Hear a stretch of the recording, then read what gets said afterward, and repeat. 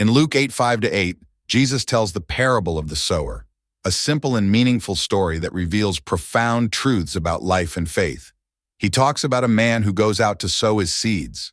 When the seeds are sown, they fall on different types of soil, representing people's diverse responses to the Word of God. First, some seeds fall by the wayside. They cannot penetrate the earth and are trampled on or devoured by birds. These seeds represent those who hear the Word, but before it can penetrate the heart, the enemy comes and takes it away, preventing faith from flourishing. Other seeds fall onto the rocks. They germinate quickly, but due to lack of moisture and deep roots, they soon wither when faced with difficulties. These are the people who receive the Word with joy, but lacking firm roots, succumb to trials and difficulties, unable to maintain the faith. Some seeds fall among the thorns, which grow and suffocate the plants.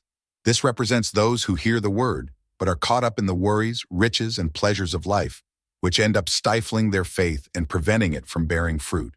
Finally, some seeds fall on fertile soil and produce an abundant harvest, with fruits that multiply. This fertile soil represents those who receive the Word with a good and pure heart, persevere, and produce fruit through faith and obedience to God. The parable of the sower invites us to reflect on the state of our hearts. Jesus shows us that true spiritual growth depends on how we receive and cultivate the Word of God. The abundant harvest is for those who listen carefully, keep the message, and live by it, letting it transform their lives. After telling the parable of the sower, Jesus sees that many of his listeners did not fully understand the meaning of his words. Then he explains the meaning of this story to his disciples, revealing the spiritual truths that were hidden in the simplicity of the parable. Jesus begins by saying that the seed represents the Word of God. The way each soil receives it symbolizes people's different reactions to this divine message. By explaining the role of each type of soil, Jesus reveals the secret of spiritual growth and true relationship with God. First, Jesus talks about the seed that fell by the wayside. He explains that this soil represents hardened hearts, where the Word finds no place to take root. These people hear the message, but the enemy, like the birds that devour the seeds, quickly steals what was sown. Without time to reflect and keep the Word, it is lost and does not cause transformation. Next, Jesus explains the rocky soil, where the seed sprouts quickly but soon withers for lack of moisture. These people receive the Word with enthusiasm, but when difficulties arise, they are unable to maintain their faith. They do not have deep roots. They have not sought to know God deeply, and thus they easily give up in the face of tests. Then Jesus talks about the seed that fell among thorns.